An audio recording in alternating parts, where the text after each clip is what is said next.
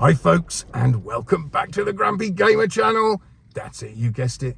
This is that channel we get to see this old git talk about modern games.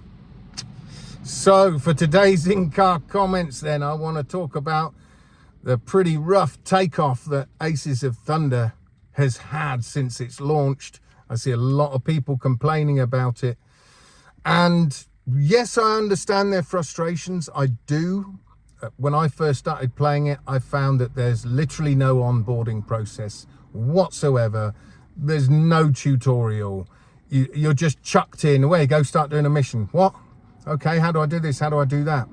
You know, I found that because I'm using the HOTAS. That's what I started off with the HOTAS. I found that a lot of the buttons don't work that they say should be working for things like flaps, your landing gear, also for your bombs. Lots of things weren't working. So I was getting really frustrated.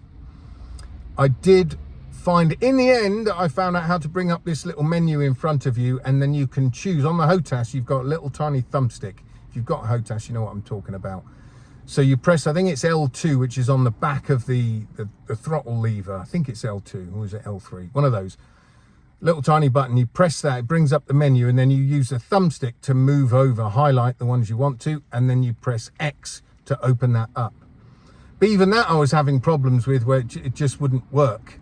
You know, I was trying to lift the landing gear and it just wouldn't work. So in the end, I was getting so frustrated, I went back into the main menu and found out how I could remap the buttons. I didn't even know you could remap the buttons until someone actually said, oh, you can remap them.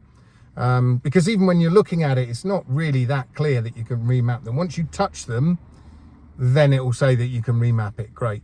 But again, it's not really not clear on anything at all. And I think that's where people are getting a lot of their frustrations. There was one mission, I couldn't even get my landing gear down, and you had to land the plane. So it just kept crashing.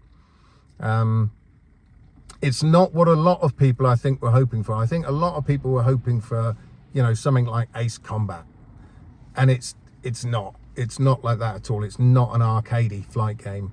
It's definitely more of a sim game. However, because of that, they should really help you better to learn how to use the planes, because there are lots of different planes. You know, the flaps are in completely different positions, and when I very first started, because I couldn't use the buttons, didn't know what I was doing, I was still using my VR controller. So I had my HOTAS out in front of me, but then I was using my left VR controller to do the flaps and do the gear and all that sort of thing.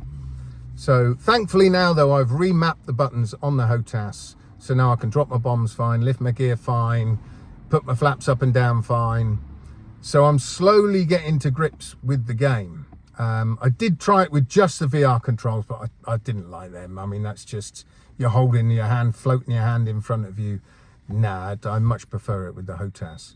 I've done how many missions now? Completed about 3 missions, I think I've completed on just the standard single player missions. And then you've got the War Tales, and I've completed another 3 of those, I think. I've just finished the one at Pearl Harbor. One thing that's strange is when you do the single player missions, the first one I did, I completed it without doing anything, which is really strange. So I didn't shoot anybody down. I literally did nothing. I was just flying around trying to get to grips with everything, and then ta-da! Yes, you've completed this mission. You've done this, you've done that, and I'm like, I didn't do anything. So it's obviously the AI's done it all, which is a bit odd. Surely you want to be able to complete the mission yourself so that you feel you've achieved something, rather than, well, it doesn't matter what I do, it still completes it, it still achieves it, which is a bit weird. But in the War Tales, definitely you have to complete everything. If you don't, you'll fail it and you have to do it again. But some of the other niggles I've heard people saying is, oh, you can't tell which ones are the enemy planes. You can't see the map properly. It's unusable. Well, chaps, you are in a World War II plane, so there's not going to be any HUD there. The enemy shouldn't be highlighting for you in your visor. That shouldn't be happening. Although, weirdly, the Allied planes do. So when you get close enough to them, they come up with a little blue box over them. But that doesn't happen with the enemy planes. So I don't know why they've done it that way. Surely if you're going to highlight one, you might as well highlight the others. But Anyway, that hasn't caused me too much of a problem, and the map doesn't really cause me too much of a problem. Yes, you have to look right down close at it, so I don't know how people who are going to be playing this on flat screen are going to get on trying to see that map, because it is tiny little icons. I mean, your plane is just a little triangle, a line drawing of a triangle. So yes, that can be quite hard, and you can't move your map either. It's right down like where your knee is. If you played the game Dawn of Jets, which is actually a really nice little game on the Quest, graphically it's rubbish compared to Aces of Thunder, but it's a really nice flight game. Sadly, you can't use a HOTAS with a Quest unless you're on PC, then you can. But if you're using standalone, you can't link up a HOTAS. So it's all floaty VR controls. But that map in that game, you can actually, it looks the same, about the same size, bit of paper. You can pick it up and put it wherever you want in your cockpit, so you can have it right there if you want to, and you can read it better. So I think they should do that with this in Aces of Thunder. I mean, clearly to me this game isn't finished. It can't be, surely there's going to be a lot of patches to help a lot of people, because at the moment I think it's putting a lot of people off, and once that bad, you know, those bad reviews start coming out from people, it's going to put people off buying it. So I'm hoping they sort these issues out fast. I hope this isn't just it. That's it. We're not updating the game and improving anything. We're just going to fix bugs, but we're not going to improve anything. I think they should, like I say, I think they should do a proper tutorial, please, and make things a lot clearer, how to remap the buttons, how to get used to the controls. Also, another thing for me, it seems like they've dialed back on a lot of the controls, because there was one plane I was in, I think it was a Spitfire. So you got your throttle, but there's another lever underneath it that has your revs, so you can make it higher revving. Well, I couldn't adjust that at all. And it did sound like my plane wasn't revving that high. So I'm like, yeah, I'm sure there's more in this. And when you look around the cockpit, things highlight to tell you what they are. And it just feels like to me that there should have been a lot more interactions with your VR controllers, a lot more hands-on, a lot more, what do they say, VRAF.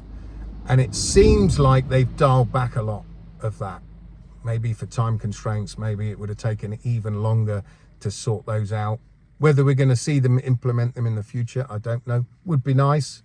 But at the moment, all you can really do is flaps, landing gear, drop bombs, and obviously throttle, but that's literally it. That's all you can do in the game. Is it a fun game? Well, yeah, I'm having fun with it, but it is definitely more of a serious flight sim. Definitely more of a serious flight sim. It's definitely not arcadey in any way, shape or form.